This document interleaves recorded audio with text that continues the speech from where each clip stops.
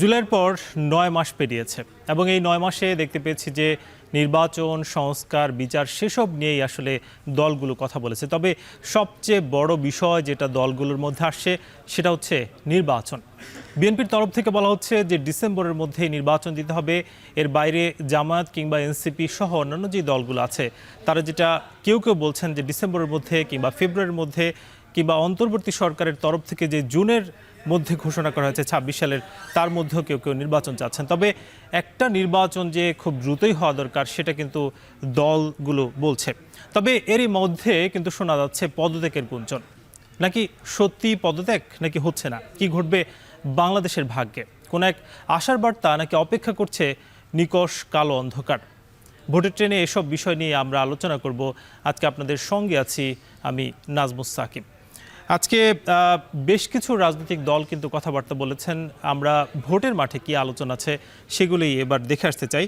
আজকে বিএনপির তরফ থেকে কথা হয়েছে, যিনি আমির খসরু বিএনপির অন্যতম নেতা, তিনি জানিয়েছেন যে নির্বাচন ঘিরেই প্রধান উপদেষ্টার সঙ্গে আজকের আলোচনা এবং কিছুক্ষণ আগেই কিন্তু তারা ঢুকেছেন এবং অন্তর্বর্তীকালীন সরকার, সেই সরকারের সঙ্গে কিন্তু দলটি আলোচনা করছে।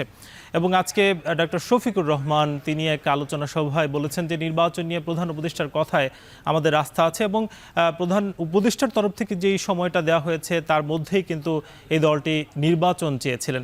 এবং নাহিদ ইসলাম যিনি এনসিপির আহ্বায়ক, তিনি বলছেন যে বিচার সংস্কার এবং নির্বাচন নিয়ে সরকারকে রোডম্যাপ ঘোষণার এই দলটি কিন্তু আহ্বান করেছে। এবং তারা যেটা বলছে যে এই যে বিচার যে পিছিয়ে যাচ্ছে কিংবা বিচার আশানুরূপ হচ্ছে না কিংবা সংস্কার, সেসব বিষয় যাতে দ্রুত এগিয়ে নেওয়া হয় সেই আহ্বানও কিন্তু নাহিদ ইসলাম করেছেন। এবং উপদেষ্টা পরিষদ একটা সিদ্ধান্ত নিয়েছে, বলছে যে নির্বাচন, বিচার ও সংস্কার এগিয়ে নিতে বৃহত্তর ঐক্যের ডাক দিয়েছেন কিন্তু এই উপদেষ্টা পরিষদ। আমরা এবার সংসদীয় আসন পরিক্রমা নিয়ে কথা বলতে চাই, যেটা আজকে আমরা আলোচনা করব। ঢাকা ২ আসন আজকে কিন্তু দেখতে পাচ্ছি যে ঢাকা ২ আসন, যেটা সংসদীয় আসন ১৭৫, কেরানীগঞ্জ, লালবাগ এবং সাভার উপজেলার কিছু অংশ নিয়েই কিন্তু ঢাকা ২, এবং যেখানে মোট ভোটার আছেন ২০২৩ সাল অনুযায়ী ৫,৫৮,৯৫৪ জন, যার মধ্যে পুরুষ ভোটার আছেন ২,৮৯,৪৫৩ জন এবং নারী ভোটার কিছুটা কাছাকাছি ২,৬৯,৪৮৮ জন, এবং এর মধ্যে তৃতীয় লিঙ্গের ভোটার দেখতে পাচ্ছি যে ১৩ জন। এই মোট মিলে কিন্তু ৫,৫৮,৯৫৪ জন। ঢাকার যে আসনগুলো আছে সেই আসনগুলোর মধ্যে আসলে ঢাকা ২ অন্যতম, এবং ঢাকার আশপাশ জুড়ে অর্থাৎ ঢাকা জেলার মধ্যে যেই জায়গাগুলো আছে অর্থাৎ সাভার কিংবা কেরানীগঞ্জ, সেসব নিয়ে কিন্তু এই যে ঢাকা ২, এবং ঢাকার যে মূল ভূখণ্ড রয়েছে সেখানেও কিন্তু বেশ কিছু আসন রয়েছে। আমরা বরাবরই সেই আসনগুলোর পরিক্রমা দেখাই। আজকে যেই ঢাকা ২ আসনটা দেখানো হলো, এবং আগামী কাল থেকে আমরা কিন্তু ঢাকার যে আসনগুলো আছে সেগুলো সম্পর্কে আপনাদেরকে জানাবো। জাতীয় নির্বাচন ডিসেম্বরে না হয়ে আগেও হওয়া সম্ভব, এমন মন্তব্য করেছেন বিএনপির স্থায়ী কমিটির সদস্য আমির খসরু মাহমুদ চৌধুরী। রাজধানীতে এক আলোচনা সভায় তিনি আরও বলেন, একটি সুষ্ঠু নির্বাচনের মাধ্যমে বাংলাদেশ কত দ্রুত গণতন্ত্রের পথে এগিয়ে যাবে সে বিষয়ে আজ প্রধান উপদেষ্টার সাথে আলোচনায় প্রাধান্য পাবে। আমরা কত তাড়াতাড়ি নির্বাচনের দিকে যেতে পারবো, এবং তার সমাধান তো আপনি গণতান্ত্রিক অর্ডারে যদি যেতে হয়, আপনি নির্বাচন ব্যতীত সেটা তো সম্ভব না। এইটাই সবচেয়ে মুখ্য বিষয় আজকে, এবং আমি নিশ্চিত এটার উপর আমাদের আলোচনা হবে। জাতি যেটা করছে সেটা তারা ভোট দিয়ে একটা সরকার নির্বাচিত করতে চাচ্ছে, যেই সরকার তার কাছে দায়বদ্ধ থাকবে, জবাব দিয়ে থাকবে। এটাই হচ্ছে পরিষ্কার ব্যাপার। এটা যত দ্রুত সম্ভব ডিসেম্বরে যেতে হবে। কেন ডিসেম্বর আগেও তো হতে পারে। বৈঠক শেষে বিএনপির যারা স্থায়ী কমিটির সদস্য আছেন তারা কথা বলছেন যমুনার সামনে। আমরা সরাসরি যুক্ত হব সেখানে।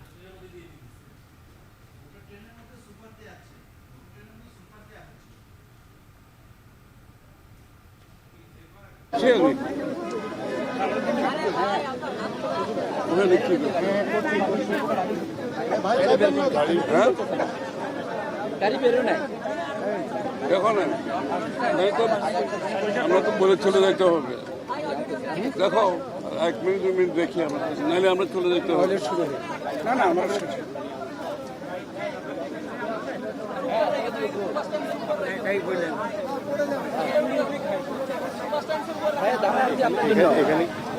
আপনার জন্য কি হলো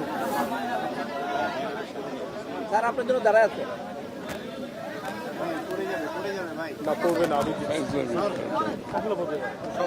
কম কম কম বেশি বিসমিল্লাহির রহমানির রহিম। এখানে উপস্থিত আমাদের প্রিয় সাংবাদিক ও ভাই ও বোনেরা, আমরা আজকে মাননীয় প্রধান উপদেষ্টার আমন্ত্রণে বিএনপির পক্ষ থেকে আমি, ডক্টর মঈন খান এবং আমির খসরু মাহমুদ চৌধুরী এবং সালাউদ্দিন সাহেব, আমরা চারজন মাননীয় প্রধান উপদেষ্টার সাথে সাক্ষাৎ করতে এসেছিলাম। আমি আপনাদের কাছে একটু সময় চাচ্ছি। সালাউদ্দিন সাহেব পিছনে পড়ছে, সে আসতেছে।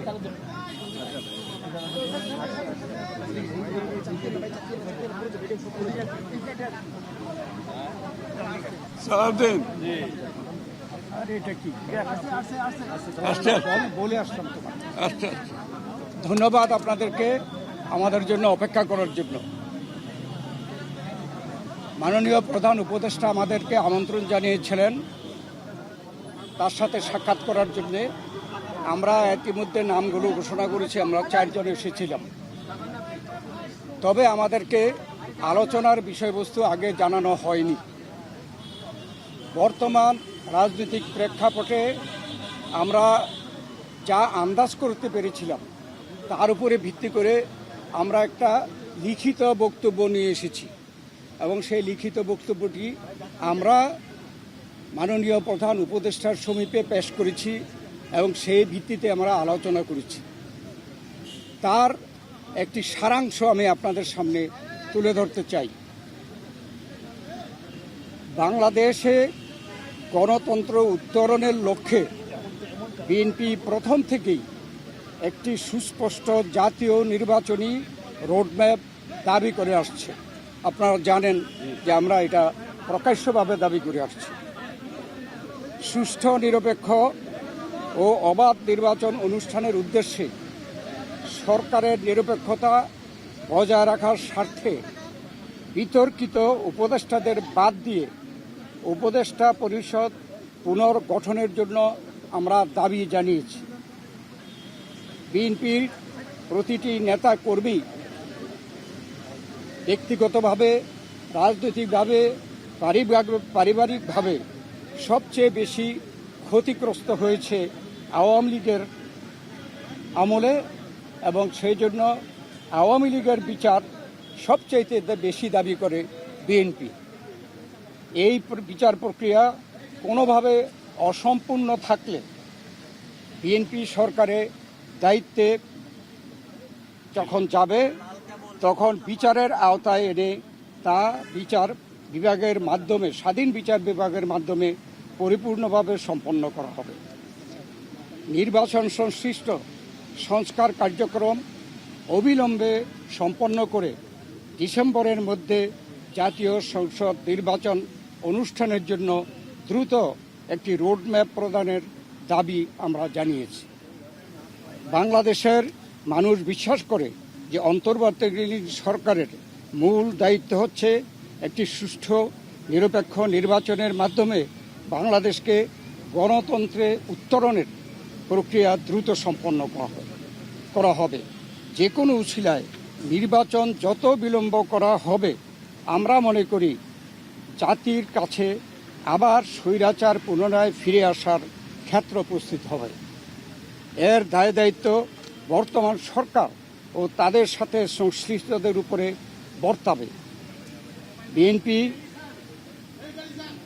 সম্প্রতি যে নানা ধরনের গুজব আছে, সেই প্রেক্ষিতে আমরা বিএনপির পক্ষ থেকে বলেছি, বিএনপি কখনই প্রধান উপদেষ্টার পদত্যাগ চায়নি, বরঞ্চ প্রথম দিন থেকেই এই সরকারকে সর্বাত্মক সহযোগিতা করে আসছে। আমাদের যে আলোচনা তার এই সারাংশ ছিল এতটুকু। আপনাদের সকলকে ধন্যবাদ। আল্লাহ হাফেজ। কোনো সুনির্দিষ্ট রোডম্যাপের আশ্বাস পেয়েছেন কিনা? আপনারা যে দাবি জানিয়েছেন, ওনারা কি বলেছেন সেটা পরে? আমাদের যে আলোচনার মধ্যে আসছে সংস্কার, বিচার এবং নির্বাচন মূল। আমরা বলেছি একটার সাথে আরেকটার কোনো সম্পর্ক নাই, কেননা সংস্কার চলমান বিষয়, এটা চলতে থাকবে। আমরা আশা করেছি এই সরকার সকলের সাথে ঐক্যমতের ভিত্তিতে একটা সংস্কার প্রস্তাব দেবে, সেটা চলমান থাকবে। এবং আমরা যদি ভবিষ্যতে জনগণ আমাদেরকে ক্ষমতায় বসায়, আমরা সেই সংস্কার চলমানভাবে আমরা সংস্কার বাস্তবায়নের আমরা প্রচেষ্টা নেব। আর মামলাগুলোর ব্যাপারে বাংলাদেশ জাতীয়তাবাদী দলের আমাদের দেশনেত্রী বেগম খালেদা জিয়া, ভারপ্রাপ্ত চেয়ারম্যান তারেক রহমান থেকে শুরু করে আমরা এবং সেই তৃণমূল পর্যন্ত আমাদের নেতাকর্মীরা সবচেয়ে বিক্ষুব্ধ। আমরা এই স্বৈরাচারী ফ্যাসিস্ট সরকারের কর্তা ব্যক্তিদের এবং যারা দায়ী তাদের বিচার চাই। অতএব আমরা তো বিচারের পক্ষে, তবে বিচার ব্যবস্থা যে স্বাধীন চাই, আমরা স্বাধীন বিচার ব্যবস্থা এই বিচার সম্পন্ন করবে। এটাও কোনো দিন তারিখ ঠিক করে দেওয়া সম্ভব না, বিচারের আওতায় আনা হবে। এবং আমরা বলেছি যে যেগুলো সম্পন্ন না হবে সেগুলো যদি বিএনপি ক্ষমতায় যায় তাহলে বিচারের আওতায় এনে স্বাধীন বিচার ব্যবস্থার মাধ্যমে এই বিচার সম্পন্ন করা হবে। তার মানে কি আপনারা আজকেও কোনো আশ্বাস পান নাই সুনির্দিষ্ট এই রোড ম্যাপে?